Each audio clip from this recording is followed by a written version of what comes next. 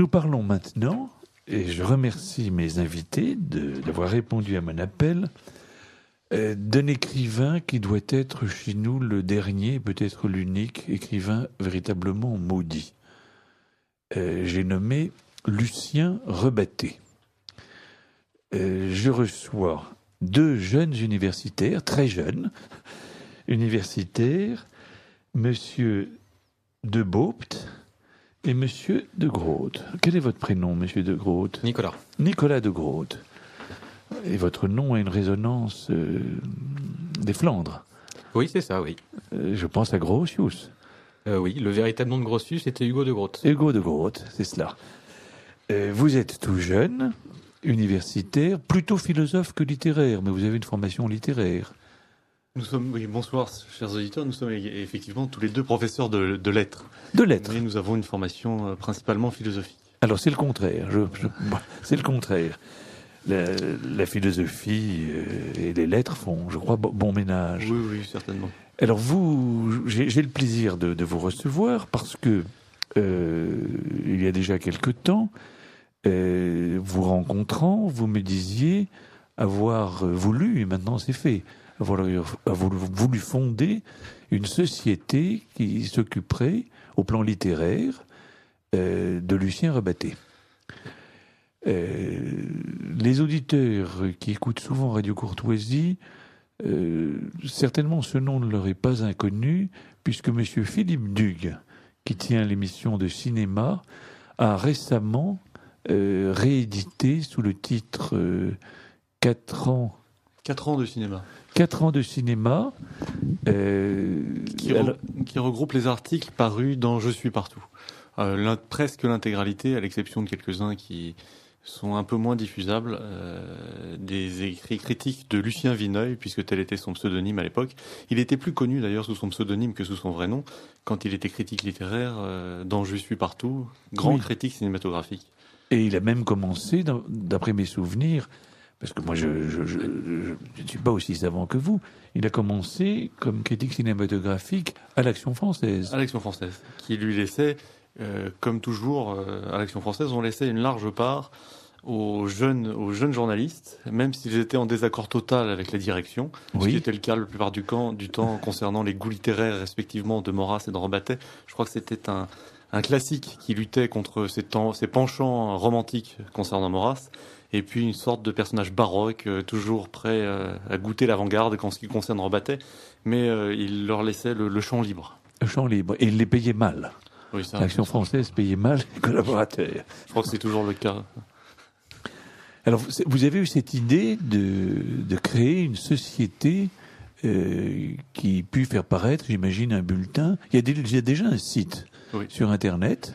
C'est ça. Les études rebattiennes. Les études rebattiennes. C'est pas très beau comme. C'est vrai, c'est pas très beau. Excusez ma remarque. Mais c'est plus beau que études rebattetiennes, qui serait pourtant le nom le plus officiel, le plus strictement, le plus rigoureux. Et pourquoi pas études sûres? C'était l'imprégnation de toutes les études. Oui. Céliniennes, par exemple. Céliniennes. Voilà, c'était. J'ai essayé de trouver la plus belle homophonie, mais je sais que c'est pas très heureux, mais bon. Et c'est avec Nicolas de Groot que nous avons fondé les études rebattiennes il y a 2 ans maintenant. Et puis nous voulons publier une revue, ce qui sera fait dans le courant de l'année, je l'espère bien, avec de prestigieux collaborateurs. Mais moi aussi, je l'espère. Avec de prestigieux collaborateurs, dont vous, si vous voulez bien. Très volontiers, parce que j'ai souvenir, un peu par hasard, vous êtes très jeune. Il y a peu de temps, vous étiez étudiant. Ou vous l'êtes encore. Enfin, on l'est toujours. Oui. Quand on aime les livres. Je devais avoir, une petite vingtaine d'années, et je ne sais plus trop qui m'avait parlé de Lucien Rebatté, qui était un nom absolument oublié, et ceux qui avaient un peu de mémoire le honnissaient. Les 2 étendards. Et j'avais lu de lui d'abord ce roman que j'avais trouvé prodigieux. Dérangeant parce qu'il est il dit des relations amoureuses avec une certaine violence. Il y a un antichristianisme, un anticatholicisme qui avait tout pour me heurter, mais c'était diablement intéressant et intelligent. Le livre se déroulait dans la campagne lyonnaise, puis à Lyon, que je ne connaissais pas. Et les paysages sont extraordinaires, de précision. Et les jeunes gens se retrouvent à Paris, proche du Luxembourg, puisque l'un des deux, et comme l'avait été, ai-je découvert depuis, Lucien Rebatté, l'un des deux était pion. On dit à l'école Bossuet. À l'école Bossuet. L'école Bossuet, oui.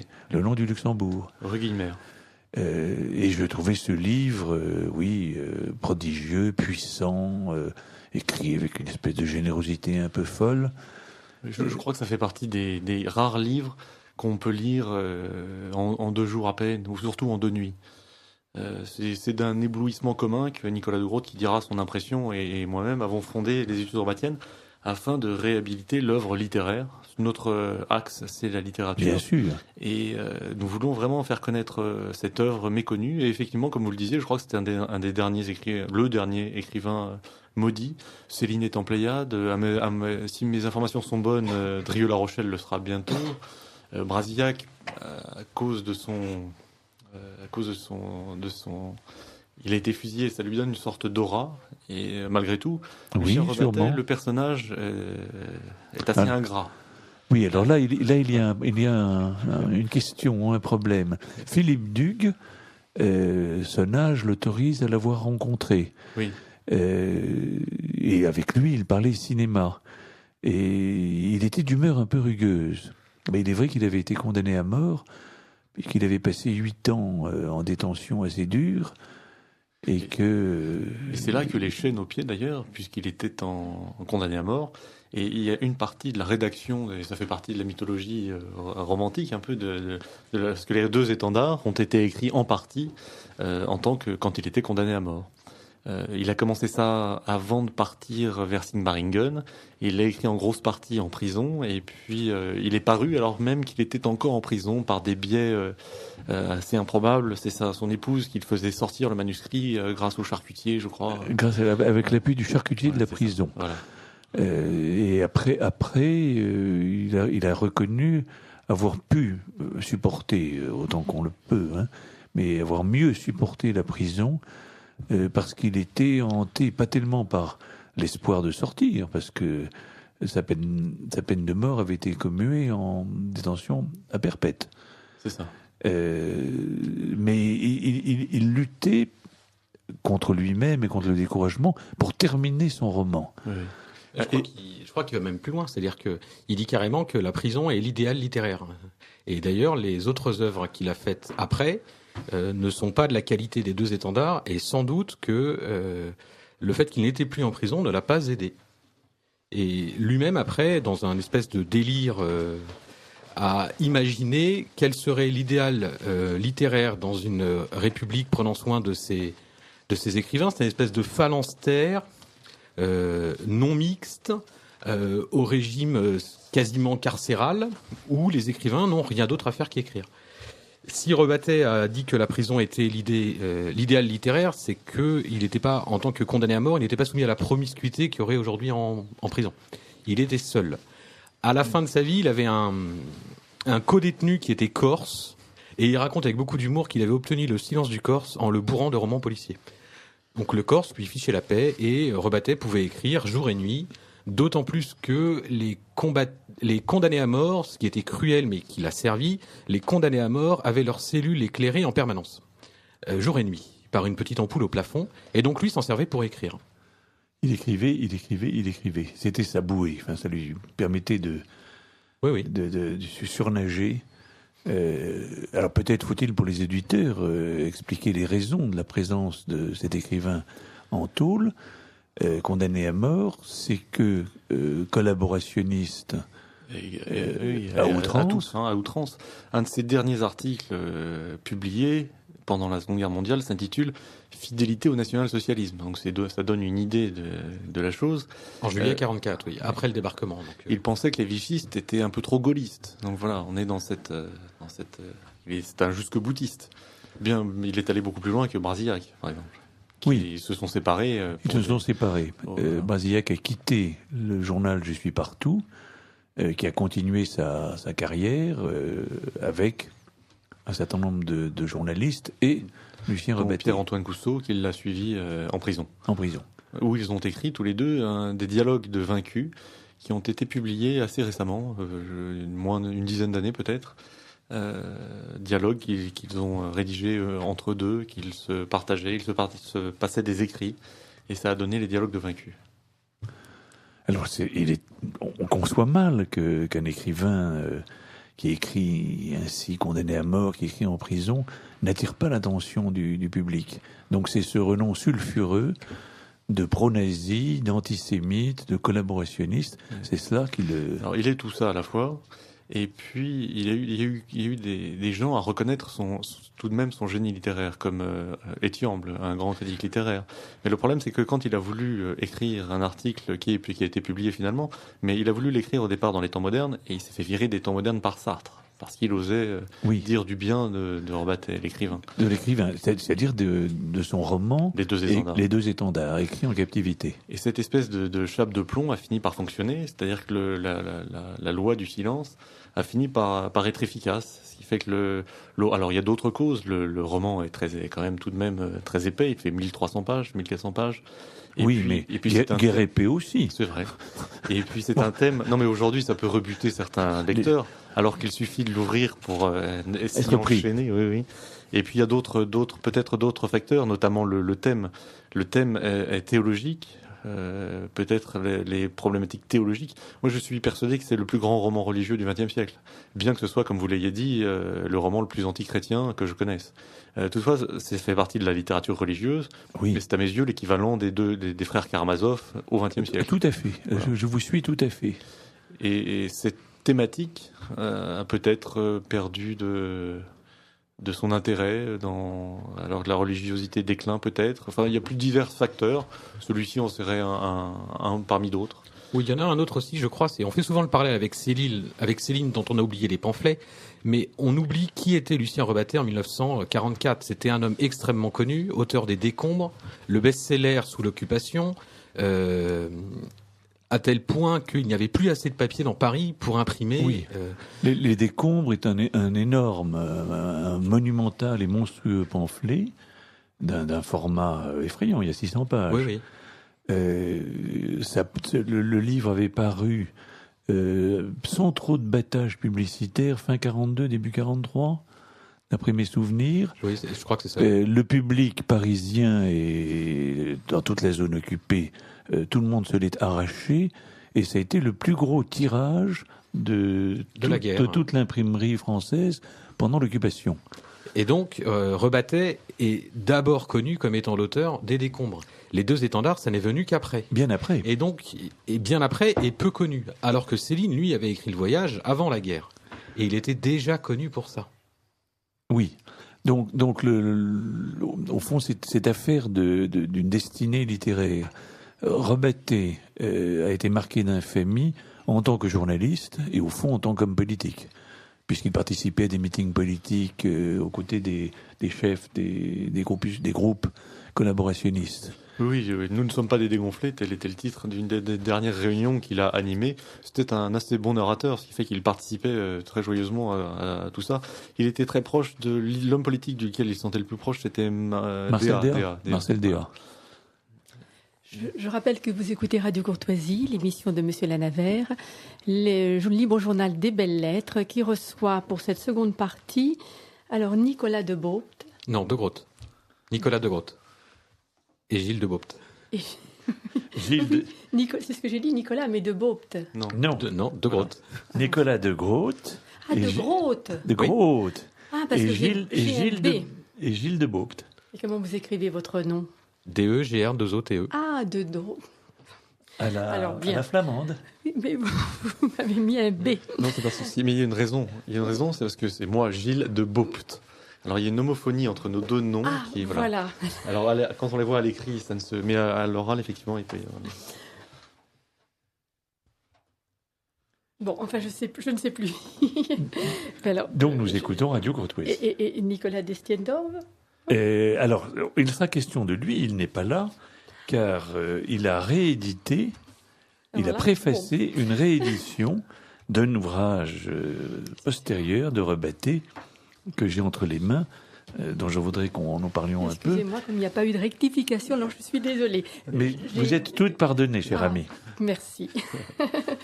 C'est un petit peu de votre faute. Un peu. Bien. Alors, j'ai un auditeur qui nous dit les mots sont plus mystérieux que les faits. C'est une citation. Alors, selon le Larousse des citations, cette phrase est extraite d'un ouvrage intitulé La petite cloche de Sorbonne. C'est une phrase de Macorlan. Connaissez-vous cet ouvrage? Non, je ne connais pas cet ouvrage. Bien. Le titre m'enchante, La petite cloche de Sorbonne. Oui. Et un auditeur, Monsieur Rebatté a écrit une histoire de la musique dans la collection bouquins de Robert Laffont. C'est un volume de 900 pages qui est passionnant. J'en suis bien d'accord. Et on allait peut-être aborder aussi cet aspect. C'est un immense... Rebatté, c'est d'abord un critique littéraire avant de devenir un écrivain. Mais toute sa vie, pour gagner de l'argent, c'était son métier, il a continué à être critique. Il a écrit plus de 8000 articles, enfin son œuvre est considérable en tant que critique. Alors, critique littéraire, critique cinématographique, et critique musicale. Critique musicale et critique picturale. On a tout un pan de son œuvre en tant que critique il faudrait, si on avait beaucoup de moyens, publier l'équivalent de ce qu'a fait Monsieur Dugue concernant les critiques cinématographiques. Il faudrait qu'on mette au jour le dessous de l'iceberg qui est gigantesque. Il était critique littéraire, donc il y a de la critique littéraire extraordinaire chez Rebatté, dont on aperçoit quelques pans parfois dans les deux étendards ou dans les décombres, et puis critique picturale. Alors ça, c'est un pan de l'œuvre qui est totalement inconnu, qui apparaît aussi parfois entre les lignes, quand il est question de Goya, par exemple, dans les deux étendards, et qui apparaît à la lecture du journal, qui lui aussi est inédit. Alors le journal est considérable, et puisqu'on parle des inédits, mais les inédits, c'est une masse colossale que conserve Nicolas Destienne-Dorf, avec qui nous sommes en très bons termes, heureusement, puisque nous allons publier la préface de Margot l'Enragée dans la prochaine numéro. Et Margot l'Enragée, c'est également un roman inédit, mais cette fois-ci un grand roman inédit. Que Rebatté a entrepris après sa libération. Voilà. Mais il y pensait déjà avant la guerre. Oui, il précise lui-même dans la préface que il a commencé à rédiger Margot l'Enragée en même temps qu'il achevait les deux étendards. Et les œuvres sont enchevêtrées chez Rebatté. Il explique lui aussi qu'il avait commencé à penser aux deux étendards qui devaient s'appeler la théologie lyonnaise. Il a commencé dès les années 41-42. Il s'est interrompu pour écrire les décombres. Après les décombres, il a repris l'écriture des deux étendards. Et sur la fin, il dit d'ailleurs que c'est selon lui un phénomène courant chez les écrivains. En terminant les deux étendards, il commençait à prendre des notes pour Margot l'Enragée. Oui, donc il est de ces écrivains qui sont comme des marmites, tout déborde. C'est ça. Surabondamment. Il écrit des milliers de pages. Des milliers de pages. Alors il faudrait le rapprocher de Jean Giono, qui lui aussi écrivait un gros roman à longueur de journée, installé à Manosque, tranquillement, dit-il, avec des plumes sergent-major. Peut-être avec un stylo quand même. Il écrit, et le soir, fatigué d'écrire son roman, il se reposait la main et la tête à faire des nouvelles, ou à travailler à un autre roman. Et après le souper, il faisait son article du Dauphiné libéré, qu'il reposait du tout. Donc ce sont des écrivains nés, voilà, avec une puissance de travail prodigieuse. Il me semble toutefois que Rebatté restera quand même l'écrivain des deux étendards, c'est-à-dire l'auteur du grand roman, de ce grand roman. Alors, on va peut-être parler tout à l'heure des Épimures. L'histoire de la musique, c'est un des ouvrages effectivement qui est toujours réédité régulièrement chez Bouquin, oui, et qui présente l'intérêt d'être c'est mon histoire de la musique, hein. Oui. Mon histoire de la musique. Mais c'est comme ça que Nicolas Destienne-Dorf va aborder Rebatté. C'est par la musique. Par la musique. Lui-même est musicologue. Et c'est une histoire subjective de la musique. Oui. Elle présente l'intérêt Elle est écrite avec passion, avec ferveur. Les dégoûts sont bien marqués. Oui. Quelquefois un peu surprenant, mais après tout à chacun ses goûts. Et alors pour les ferveurs, le style est là. Enfin, Et on voit l'immense culture musicale de Rebatté, c'est incroyable. Dans le journal qui est inédit, il note un jour, aujourd'hui, 15e représentation de Tristan. Oui, c'est dire qu'il était passionné. Alors c'était un wagnérien. Oui. Et d'ailleurs, on voit sur la réédition des Épimures, l'éditeur a choisi de présenter Rebatté, son épouse et une amie sous le buste de Wagner à Bayreuth. Oui. Il y est allé plusieurs fois. Et il a assisté donc à 15 représentations de Tristan dans sa vie. C'était un passionné de Wagner et il en parle magnifiquement parce que parler de la musique, c'est une chose assez rare finalement en littérature. Rare et difficile, très difficile. Très difficile. Très difficile. Parler de la peinture, on peut décrire le tableau. Parler de la musique, et il faut faire entendre avec la prose ou de la prose poétique, pas les notes, c'est impossible, mais faire entendre l'atmosphère sonore de l'œuvre. Et quand on n'est pas musicien, quand on n'a pas de pratique d'un instrument et qu'on méconnaît le vocabulaire technique de la musique, on s'en sort avec des à peu près. Alors, dans les Épimures, Rebatté est sévère pour les gens de lettres qui ont essayé de rendre la musique. Et bon, il est sévère avec tout le monde. Il avait la dent très très dure. Mais à mon avis, il a plutôt raison. Balzac s'est enthousiasmé pour Rossini dans une nouvelle, Massimiliadoni. Et il essaie de résumer, si mes souvenirs sont bons, le Tancrède de Rossini.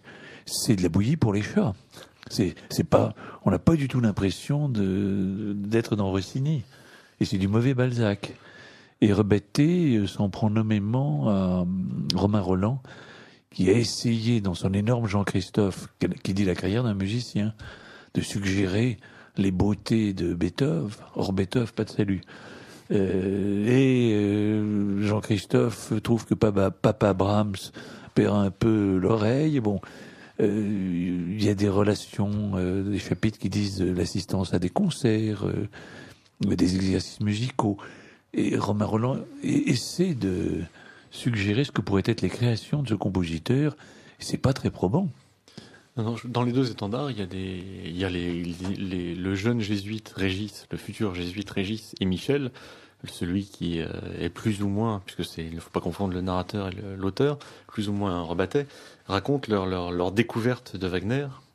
Et c'est c'est effectivement dans l'histoire littéraire, on pourrait ajouter la sonate de Vinteuil ou Thomas Mann, mais rares sont les écrivains qui se sont essayés Alors Rebatté dit admirer Thomas Mann. Mais à la réflexion, il y a peu de romans dont le héros est un compositeur. Oui. Le peintre, écrivain, bien sûr, mais compositeur ou exécutant. Pourquoi ne pas... Ça peut être admirable d'écrire un roman dont le héros c'est un violoniste, un pianiste ou un flûtiste. Mais il y en a peu.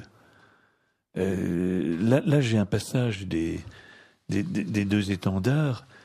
Alors, l'histoire des deux étendards, deux amis lyonnais partagent tout.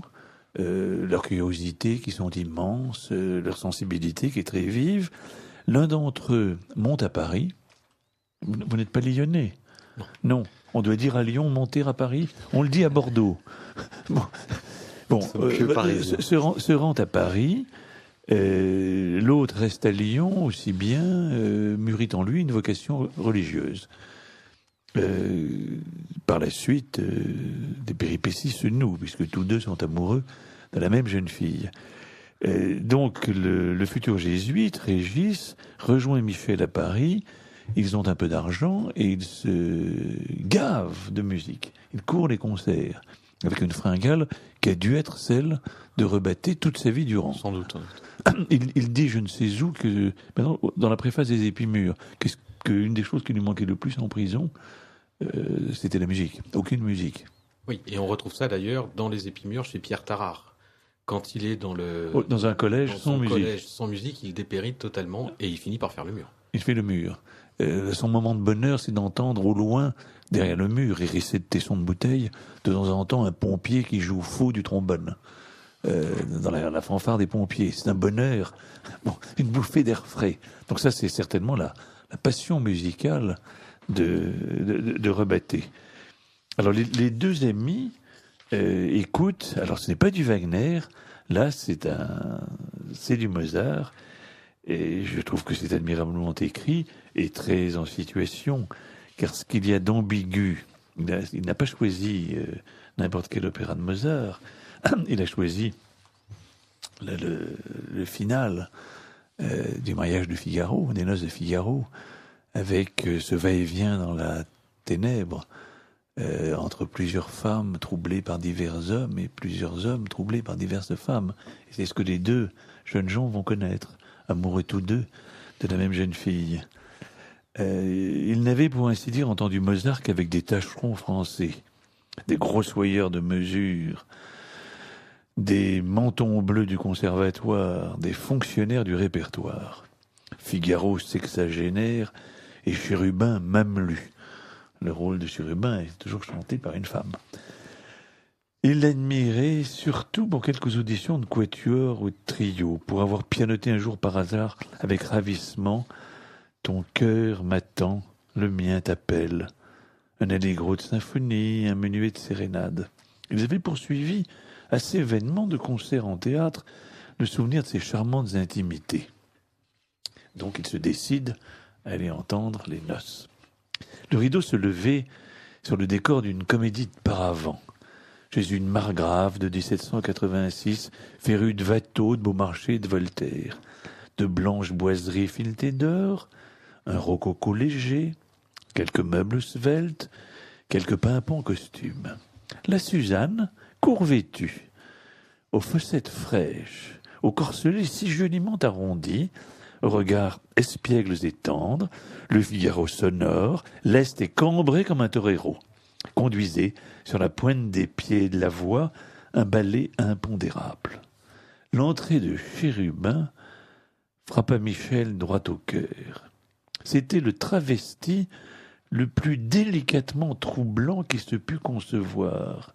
Une grande, mince et jeune brune, aux yeux chauds et mélancoliques, entourée comme d'un parfum par sa morbidesse sensuelle, pendant que sa taille, ses longues et pures jambes avaient des fléchissements imperceptibles, la gracieuse indécision d'une adolescence nubile du matin même. Elle chantait son premier air, cette confidence fiévreuse et câline, en froissant dans ses mains des rubans de femme, d'une voix où le désir naissant et inconnu semblait la buée d'une tiède haleine sur un cristal. Michel était plongé dans un enchantement qu'il n'attendait guère, et sur lequel passait par instant une seule ombre. Il se tournait alors vers le profil impassible de Régis. Il lui était été intolérable que Régis ne ressentît pas lui aussi le choc des grands jours. Mais Régis, à l'entracte, se déclarait ébloui.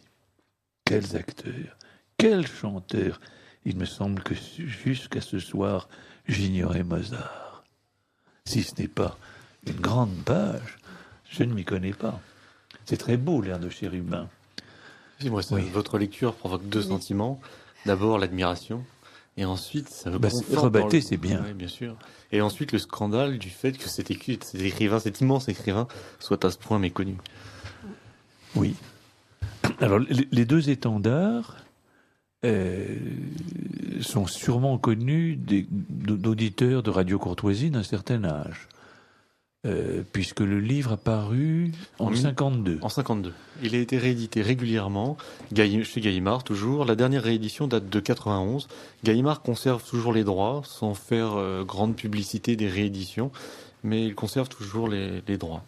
Bon, j'imagine que lorsque les décombres ont été réédités du vivant de Rebatté par, je crois, l'éditeur Jean-Jacques Pauvert. Je crois que c'était quelques années, je crois que c'est 76 la publication chez Pauvert. Il faudrait vérifier les dates exactes, et 72 la mort de Rebatté. Alors quelques années après. Il me semble.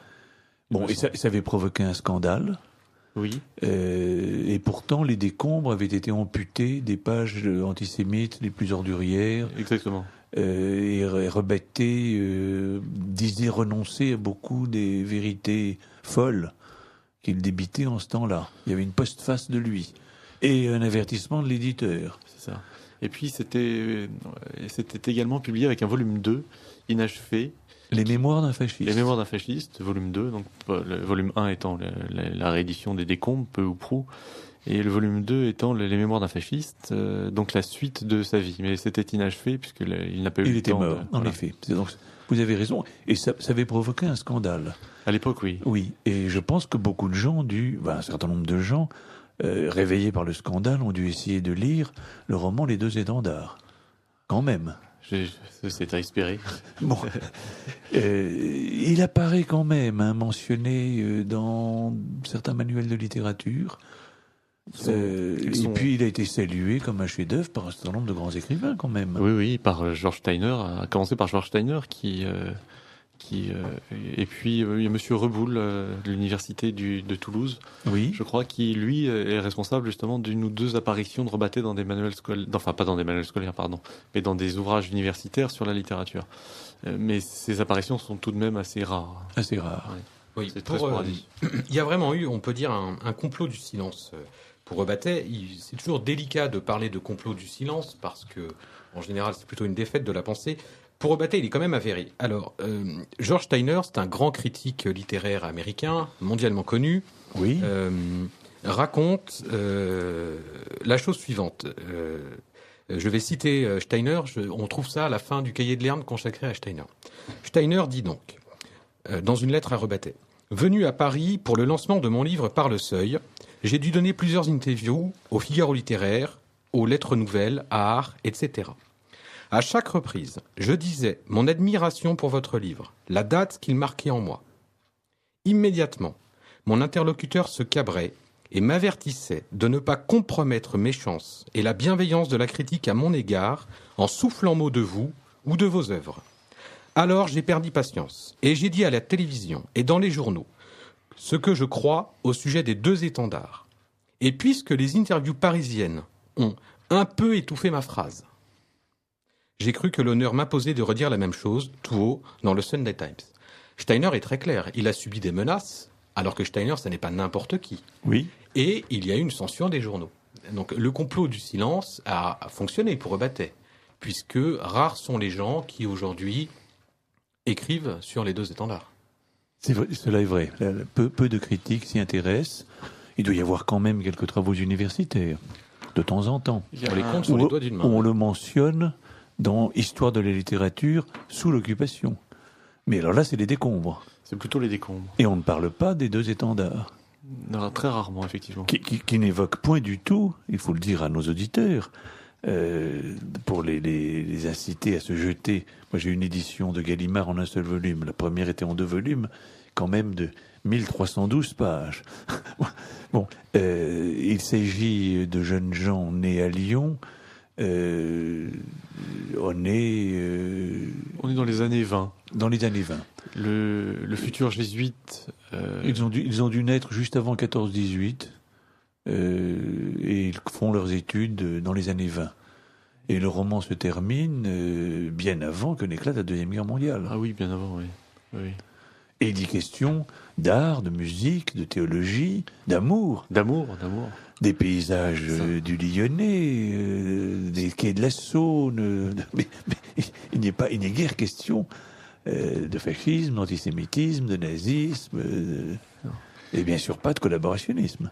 Non, c'est un roman d'amour. Enfin, c'est d'abord un roman d'amour, un grand roman d'amour Un d'ailleurs. immense Bildungsroman, Oui. comme on dit en bon français, mais enfin un roman de formation de Michel, de Rebattet, qui est fasciné par une histoire d'amour sublimée du futur jésuite et avec de cette la fameuse fille, Anne-Marie, qui se promettent tous les deux aux ordres. Et oui, il n'y pensait point au départ. Il s'aimait comme un jeune homme et une jeune fille peuvent s'aimer. Mais lui se destine à devenir jésuite. Donc elle, à ce moment-là, parle de devenir religieuse. c'est ça. Et ils continuent de s'aimer, mais mystiquement. C'est exactement ça. Hein. Et Rien n'a lieu entre eux. Rien du tout. Mais l'ennui, c'est que Michel, C'est la nuit mystique de Brouilly. l'ami de Régis, tombe également amoureux d'Anne-Marie. D'abord parce qu'elle est jolie et désirable, ensuite parce que son ami la porte très très haut, et également parce que lui, peu croyant, est comme happé par l'idée de ce que pourrait être un amour mystique. Il est fasciné par cet amour et il va vouloir se convertir. Alors, oui, pour se faire aimer en tant que chrétien. De cette chrétienne qui aime chrétiennement un garçon auquel elle renonce, puisqu'il veut devenir prêtre. Là, moi, je ne serais pas... Enfin, il peut y avoir différentes interprétations. Bien sûr. Mais je ne pense pas que Michel se convertisse au christianisme pour séduire Anne-Marie. Rebattet dit assez nettement que autant le ressort du roman, à savoir un triangle amoureux, est banal, autant lui, il ajoute 2 éléments qui sont pour lui fondamentaux à son triangle amoureux. Premièrement, Michel a un sens de l'amitié très élevé, donc pour lui, il est hors de question d'aller piquer l'ami de Régis. Et d'autre part, la religion s'y mêle. Et en fait, j'ai l'impression que Michel, qui jusque-là avait des relations amoureuses banales, fugaces et passagères, découvre d'un seul coup l'amour réel et extraordinaire qu'il y a entre Régis et Anne-Marie, et il se fait à lui-même l'hypothèse suivante: et si c'était le christianisme qui permettait de s'aimer à ce point? Et moi, qui suis lassé, c'est un jeune homme de 20 ans, moi qui suis lassé de ces passades, je me sens attiré et aspiré, tiré vers le haut. C'est, je crois, la thèse centrale du livre. Au début du livre, au début de leurs amours. Oui. Et j'ajouterais que c'est pour cette raison que ce livre est un très grand roman religieux, à défaut d'être chrétien, puisqu'il vise précisément au cœur du christianisme. Le christianisme est amour. La grande question que pose le livre, c'est: un chrétien peut-il réellement aimer, dans le véritable sens du terme, incluant l'amour le plus charnel, décrit de manière si brutale? Et Michel se convertit pour pouvoir aimer, et puis après, Michel ne réussit guère à se convertir. Et voudra par la suite déconvertir Anne-Marie et Régis, non pas pour séduire Anne-Marie, mais parce qu'il pense qu'il doit cela à ses amis, et que pour qu'il puisse s'aimer pleinement, il faut qu'il quitte le christianisme. Qui est une imposture. Qui est pour lui une imposture. Mais, et il dit cela après avoir échoué lui-même à se convertir. Oui, c'est le tournant du roman, c'est au milieu, mais je crois que Rebattet est assez nietzschéen, et on pourrait presque dire que les 2 étendards, c'est une mise en forme littéraire de certaines thèses nietzschéennes. Ce qu'il reproche avant tout au christianisme, c'est pas tellement une imposture théorique ou exégétique, c'est de nier la vie. Et on a des phrases dans les 2 étendards où il dit c'est l'éternel combat qui recommence, le crucifié contre la vie, le christianisme contre la vie, et la vie c'est d'abord l'amour. La raison pour laquelle on ne peut pas dire que c'est un roman réellement athée. Le titre allemand, c'est Ni Dieu ni diable, Weder Gott noch Teufel, qui est un titre nietzschéen. Les 2 étendards, le titre est emprunté à Saint-Ignace. C'est ça, la lutte des 2 étendards, donc le diable. Mais Rebattet avait songé à intituler d'abord Ni Dieu ni diable, pardon. Mais Sartre avait pris un titre semblable à la même époque. Le diable et le bon Dieu. Et oui. Mais effectivement, je poursuivrai ce que disait Nicolas de Groot en disant: dans le christianisme, nous avons 3 vertus. L'amour, l'espérance, la charité, l'espérance et la foi. Et la foi. Oui. On sait que les 2 dernières disparaissent. Il ne reste plus que l'amour à la mort, puisque les 2 autres deviennent inutiles. Rebattet s'en prend, bien sûr, à la foi. Mais là où où nous pensons qu'il va au cœur du christianisme, c'est qu'il s'en prend à l'amour. Ce qui fait que les problématiques théologiques sont dépassées pour accéder, et ça c'est le propre d'un grand roman, au tragique de l'existence lui-même. Il ne s'agit pas d'un roman qui présenterait des thèses ou dont les personnages seraient des figures allégoriques de thèses philosophiques. Il s'agit d'un vrai roman avec des personnages incarnés, et c'est l'existence elle-même qui est en jeu. Oui, avec cette interrogation qui monte dans le livre sur, comme vous le dites, l'incompatibilité. Alors, du point de vue existentiel, mais aussi du point de vue intellectuel, l'incompatibilité, affirme de plus en plus Michel, et derrière lui Rebattet, entre le christianisme, d'une part, et la vie, d'autre part. Choisir le christianisme, c'est se condamner à la fausseté, à une vie, sans chair, sans profondeur. On vit un temps chétif, puisqu'on sacrifie tout à l'espérance d'un autre monde qui est qui est un sous-monde. On condamne la vie, l'existence actuelle au nom d'arrière-monde. Pour le dire en termes nietzschéens. Et plus l'on avance, plus la thèse de Rebatté, qui est formulée sans... Là encore, vous avez raison de dire que ce n'est pas un livre à thèse avec des... Alors, cela dit, il y a quand même des personnages, pas allégoriques, mais représentatifs. Le prêtre exerçant son ministère, un peu comme un fonctionnaire. Oui. Tel personnage, c'est l'épaisse bourgeoisie lyonnaise, avec une respectabilité, mais une inculture effrayante. Personnage représentatif, mais également réel. Il y a une large part. Alors, ce n'est pas une autobiographie, c'est transposé, mais Michel s'est Rebatté lui-même. Anne-Marie a véritablement existé, elle se nomme Simone Chevalier. Oui. Et quant au futur jésuite Régis Lantelme, il est très connu aujourd'hui, c'est François Varillon. Le père François Varillon, jésuite, en effet, lyonnais, un des initiateurs pendant l'occupation de l'engagement des catholiques en tant que catholiques dans la résistance. C'est ça. D'ailleurs, les deux étendards, ça représente une sorte de particularité incroyable dans l'histoire de la littérature, puisque on a un roman, Les Deux Étendards, on a un autre roman, celui de Simone Chevalier, qui s'intitule La ville aux deux fleuves, qui parle de la même chose. Oui. Et puis nous avons le journal de Rebatté, le journal de François Varillon, qui a été édité, et le journal de Simone Chevalier. Ça fait que nous avons trois journaux, parce que là il faut peut-être pas faire le pluriel, et puis deux romans. C'est donc une situation sur une même histoire d'amour. Donc on a une situation incroyable dans l'histoire de la littérature française, qui à mes yeux n'existe nulle part. Et nous avons même, pour en rajouter encore une couche, le journal de Rebatté sur l'écriture des deux étendards, c'est-à-dire une sorte de journal des faux monnayeurs de Gide sur les deux étendards. Ce qui fait que là on a une situation littéraire incroyable. Alors, vous écoutez Radio Courtoisie. Les invités sont, donc, je ne me trompe pas cette fois, Nicolas de Groot et Gilles de Baute. Exactement. Bon. Pour parler de Rebatté. Alors, j'ai un auditeur qui nous dit Pollack, dans une de ses émissions, a parlé des deux étendards comme étant le roman le plus grand, le plus puissant qu'il connaissait, et Cavana était présent. Eh bien, merci, cher auditeur, et bravo, Michel Pollack. Et un auditeur, à l'âge d'homme, Les Deux Étendards de Lucien Rebatté, dossier d'un chef-d'œuvre maudit. Alors ça, c'est de l'universitaire américain qui en fait est d'origine normande, qui s'appelle Ivry, Pascal Ivry, qui a lui aussi, qui présente, c'est un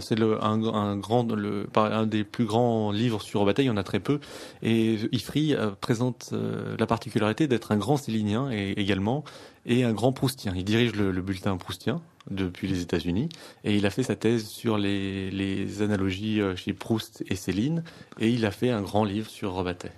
Et d'ailleurs, il faut souligner que, comme par hasard, le plus grand livre, le plus grand commentaire aujourd'hui écrit sur Rebatté, donc de Pascal Ivry, a été édité par un universitaire enseignant aux États-Unis. Il enseigne à Washington. Ce qui va de soi aux États-Unis n'a pas lieu en France, ou très peu. Et puis, il y avait une auditrice, c'était pour la première partie, qui était un peu critique. Voilà, en disant qu'elle fermait le poste parce qu'elle entendait parler d'horreur, sous prétexte de littérature, et elle attendait autre chose de Radio Courtoisie. Mais vous faites bien de me le dire, madame. Je suis désolé que la littérature noire, il y a de la littérature noire. Elle existe bel et bien. Et du reste, dans les livres les livres littéraires de Rebatté, il y a des endroits très noirs aussi. Découragement du personnage, rage impuissante. Ça visait plutôt les mœurs. Les mœurs. Oui, les mœurs. Je n'aime pas dire le mot, mais enfin bon. Des femmes entre elles, voilà. Bon. Ah, mais oui. Vous avez parlé un tout petit peu. Oui, mais Lucie Larry-Mardrus, oui. Ce fut très à la mode dans les milieux littéraires. Oui, à une certaine époque. Oui, avant les années 14. Hein. C'était lié du reste au féminisme. Cette dame a été un petit peu choquée par certains. Peut-être faut-il prévenir qu'il en est question également dans les deux étendards. Oui, des questions. Des questions de Gomorre, oui. Bien sûr. Oui, mais c'est un livre somme, un livre torrentiel, extraordinairement riche. Rebatté y a fait tenir beaucoup. Une expérience biographique, oui, vécue, une ambition littéraire, proprement théologique aussi. Et sans doute avait-il, bouclant son livre en prison et le recopiant en prison, avait-il l'espoir de prouver qu'il était autre chose que le seul pamphlétaire si cruel, si brillant fut-il, mais si cruel des décombres. Et ce fut le silence, hormis l'article d'Étiamble. Oui, quelques autres amis. Il y a quand même des articles de Nimier, un article de Blondin, un article de Gérard de Fallois. Il y a quand même eu, si on regroupe, quelques articles. Il faut tout de même signaler qu'il y a eu des articles très élogieux de la part de ces gens-là. J'en oublie quelques-uns sans doute. Voilà. Oui, je crois que ça c'est assez important. Rebattet lui-même, toute sa vie, a dit « On me connaît comme journaliste, je suis d'abord un écrivain, je suis essentiellement un écrivain. » Il était journaliste, et un journaliste très connu. Il était journaliste, pour lui c'était alimentaire. Sa vocation première et fondamentale, c'est le roman. Il s'y est attelé toute sa vie, et à la fin, il reconnaît lui-même n'en avoir fait qu'un. Et lorsque il apprend que sa condamnation à mort n'est pas immédiate, il veut terminer son roman, à tout prix le terminer à toute vitesse, pour montrer que il est d'abord un écrivain. Et lorsque sa condamnation à mort est commuée en bagne à perpétuité, il a le temps de le terminer. Rebattet est d'abord un écrivain. C'est d'abord l'auteur des deux étendards, et ensuite, et peut-être malheureusement, un journaliste et l'auteur des décombres. L'auteur des décombres. Cela dit, sans pousser le paradoxe, il y a dans les décombres des endroits qui littéralement sont très brillants. Je pense notamment à la description de l'Exode dans les décombres est à mettre. Quand on voit, je pense à terre, il y a la littérature sur l'Exode chez Saint-Exupéry notamment. Comparé à celle de Rebattet, c'est autre chose. J'aime beaucoup Saint-Exupéry par ailleurs, mais en tant qu'écrivain, Rebattet est magistral sur l'Exode. Sa description de l'Exode. Vous avez une très belle évocation pour des choses atroces dans Suite française d'Irène Nemirovsky. C'était très difficile littérairement à rendre ce désordre, cette panique, les bobards, et puis les malheurs des familles, les avions qui mitraillaient les routes, cela dans la chaleur du mois de fin juin, juillet. Il y a des passages orduriers et des immenses pages de littérature dans les décombres. Oui. Il y a une autre page de Rebattet dont on devrait parler plus, qui n'est pas dans les deux étendards. C'est la nuit où il a cru devoir être fusillé le lendemain. Il y a eu un malentendu, il était condamné à mort, il attendait dans le couloir des condamnés à mort les fers aux pieds, et il était intimement persuadé qu'à l'aube, on venait le chercher et c'était son tour. Et plutôt que de céder au désespoir, il dit même, étonnamment, avoir été victime de la tentation de la prière, ce qui est fort pour un agnostique. Oui. Il a dit qu'il a décidé de retransmettre par écrit, d'écrire la dernière jour d'un condamné. Mais pas à la Hugo, c'est-à-dire que c'est les derniers jours d'un condamné, mais c'est celui qui va le lendemain. Sans emphase, oui. Et on trouve ça dans un ouvrage de Rebattet qui a été republié il n'y a pas très longtemps par le Dilettante, ce sont ses lettres de prison. À Roland Cailleux. Oui. Il a inscrit d'ailleurs dans la prison cette phrase de Mathilde de la Mole dans Le Rouge et le Noir. Il n'y a que la condamnation à mort qui distingue les hommes, car cela seul ne s'achète pas. Il a laissé ça dans sa geôle. Oui. Alors comment expliquer parce qu'il y a en France des lecteurs et des gens qui savent reconnaître les mérites littéraires d'un livre utile pour auteur, quelqu'un qui sans doute n'avait pas volé, d'être condamné comme il le fut. Comment expliquer que le relatif silence de 52 n'ait pas pu être levé quand Rebatté a fait paraître son histoire, Mon histoire de la musique. Ça reste assez, malgré tout. C'est un livre très brillant. Malgré toutes les explications et toutes les petites explications qu'on a pu donner tout à l'heure, je crois que ça reste un mystère pour moi. Mais en tout cas, nous entendons bien faire en sorte de mettre fin à ce silence. L'homme était, paraît-il, peu agréable. On pourrait prendre d'autres adjectifs. Pour dire les choses brutalement, je pense qu'on peut dire que Lucien Rebattet, l'homme, est un personnage abject, vil et méprisable. Il s'est régulièrement dégonflé, il a écrit des horreurs, il faut être net. Il y a des choses qu'on ne peut pas accepter et qui doivent être dénoncées dans ses écrits politiques, dans ses écrits Je suis partout, dans les décombres. Le personnage lui-même, quoi qu'il dise de lui-même, je crois qu'il s'est complètement dégonflé à son procès. Oui. Lors de sa fuite à Sigmaringen, puisqu'il s'est retrouvé à Sigmaringen avec Céline. Lors de sa fuite à Sigmaringen, on raconte qu'il était terrorisé dès qu'il voyait des oiseaux dans le ciel, il pensait qu'ils allaient être bombardés. Ça n'est pas un personnage sympathique, ça n'est pas un personnage recommandable. Il n'a pas su dire merci non plus à tous les gens qui l'ont aidé. Il n'a jamais remercié les gens qui l'avaient aidé. Oui. Il a été d'un comportement, on pourrait rentrer dans les détails, par exemple avec George Steiner. Il a été abject avec Steiner. Il n'a jamais reconnu avoir écrit des abominations et des idioties. Il y a aussi des choses très bêtes dans ses lectures de la Seconde Guerre mondiale. Oui. Dans ses écrits sur les Juifs, c'est parfois d'une bêtise aussi confondante que la haine. Le personnage n'est pas sympathique. Et on se trouve confronté à quelque chose qui pourrait sembler étonnant, mais qui n'est pas un cas unique. Un personnage pas sympathique, ayant écrit des textes abjects, a également écrit un roman sublime. Et je pense qu'il ne faut pas s'intéresser au Rebattet abject, il faut s'intéresser au grand Rebattet, à celui d'abord des Deux étendards, mais également des Épimures, des écrits sur le cinéma, de Margot l'Enragée. Et c'est pour cette raison que nous avons voulu fonder les études rebattiennes, pour s'intéresser au Rebattet littéraire. À l'écrivain.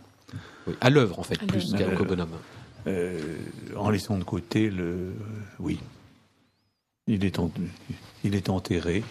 Alors, il y a une auditrice qui nous dit, n'y a-t-il pas d'écrivains chrétiens voilà, n'y a-t-il pas d'excellents écrivains chrétiens? Bien sûr, certes.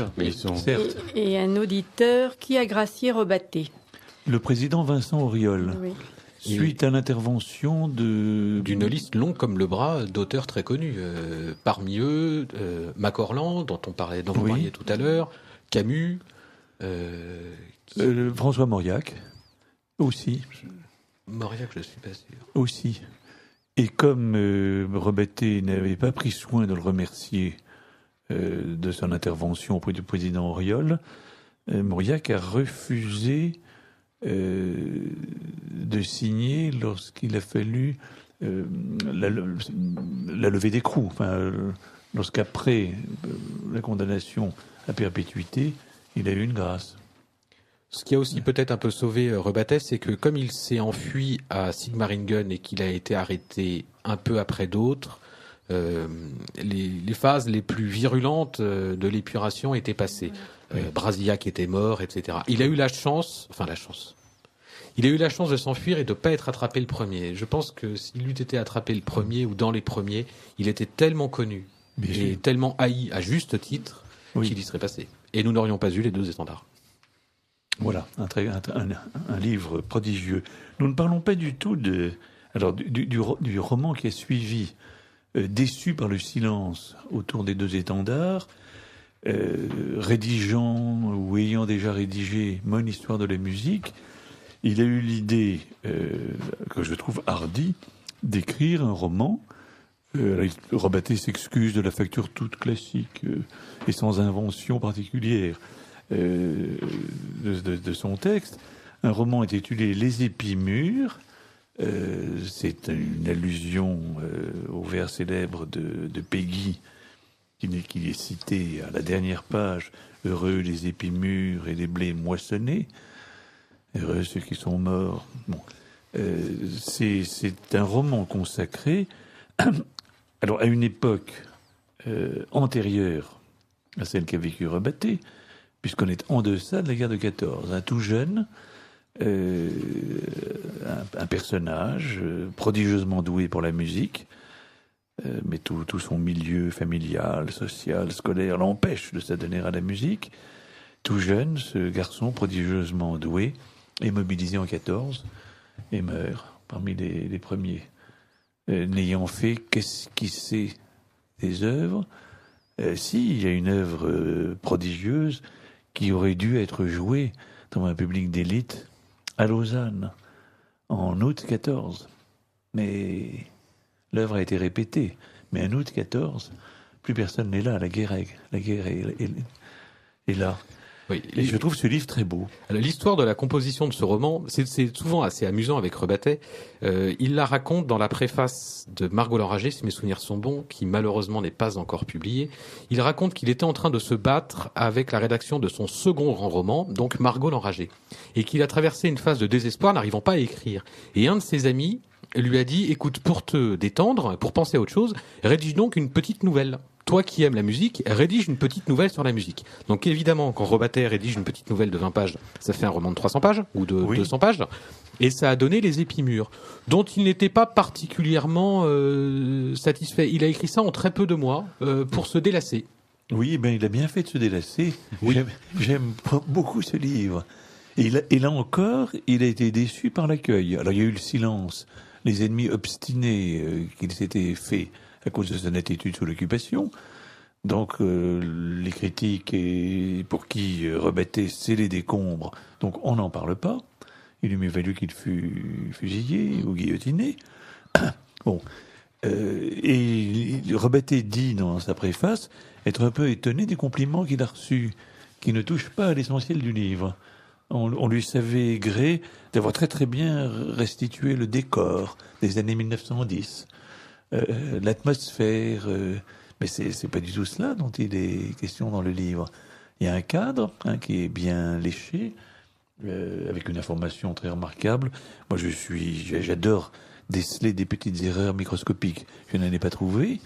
Et donc, en revanche, il y a, à mon gré très réussi, la représentation d'un garçon qui, très jeune, sans faire d'études musicales et comme physiquement bouleversé par la musique qu'il entend. Presque possédé par la musique. Voilà. On voit et qui interprète, mais il ne veut pas être interprète. Il interprète très bien. Il veut composer et créer. Oui.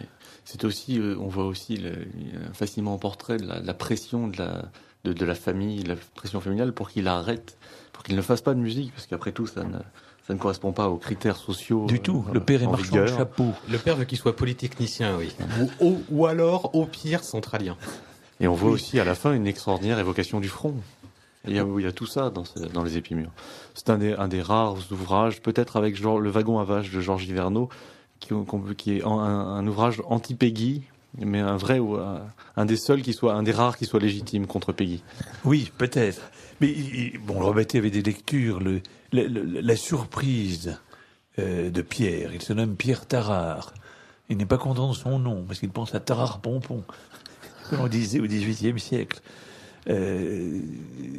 Pierre Tarare est uniquement occupé de musique. En plus, il a des amours qui s'engagent bien, enfin. Et puis on va créer à Lausanne, avec un très grand chef, de très grands exécutants, une œuvre, ces fameuses études qui ont ébloui ses proches. Donc il ne pense qu'à la musique. Et il est surpris, dérangé, fin juillet 14. Il s'aperçoit qu'à Paris, tout le monde se fiche de la musique. Les gens pensent à bien autre chose. Bon, après avoir beaucoup rêvé sur Madame Caillot. Bon, moi, j'ai pensé à l'été 14 de Martin Dugard, où le personnage de Jacques, qui est amoureux sur fond de désordre, de rumeurs folles, et puis la mécanique est en branle. Enfin, réussit son premier amour. Et Jacques est tué. Rebattet avait dû lire sûrement Martin Dugard. Oui, il en parle beaucoup dans son journal. Il avait lu tout, Roger Martin Dugard. Il l'avait lu. Mais il y a dans ce livre des portraits satiriques, ça, le pamphlétaire ne se laisse pas oublier, féroces. le père qui rêve que son fils soit polytechnicien. Parce qu'il admire naïvement la science, sans avoir jamais su faire une opération. Mais surtout, il sait que les polytechniciens doués, ingénieurs, épousent les filles du patron. Donc il rêve de voir son fils dans un conseil d'administration. Bon. C'est un très beau livre, Les Épimures, aux éditions du Dilettante, préfacé par Nicolas d'Étienne d'Orve. Et il y a une préface copieuse et qui laisse rêveur. Au fond, ce livre dit « L'échec d'un musicien prodigieusement doué ». Et est-ce que Rebatté, écrivant cela, ne pensait pas à son échec en tant qu'écrivain prodigieusement doué? C'est la question que pose Nicolas d'Étienne d'Orve, qui est responsable également, et on doit ça au fait qu'il soit lui aussi musicologue, de toutes les notes dans cet ouvrage. Oui. Il y a bon nombre d'écrivains un peu oubliés. Un peu oubliés. Alors, un auditeur, je suis admiratif de la qualité de l'émission de Monsieur Lanavert et de toutes ses émissions. Et une auditrice nous dit, est-ce que vous envisageriez de faire une grande émission sur Mallarmé? Pourquoi non? Voilà. Merci de la suggestion. Je songe à une émission sur un écrivain oublié, mais une association de ses amis très vivante, René Bazin, qui écrivit de fort belles pages. On parlera de poésie la fois prochaine.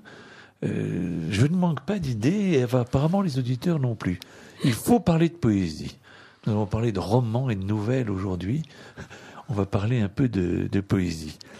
Alors, pour connaître votre association des études rebattiennes, le mieux est de chercher sur Internet, à Lucien Rebatté.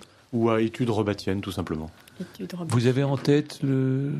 Pas du tout. Il faut en tapant Études rebattiennes, on tombe dessus assez rapidement. REBATIE2NES. Exactement. Les deux étendards, Gallimard. Les Épimures, Le Dilettante. 4 ans de cinéma, présenté par Philippe Dugue, les éditions Pardès.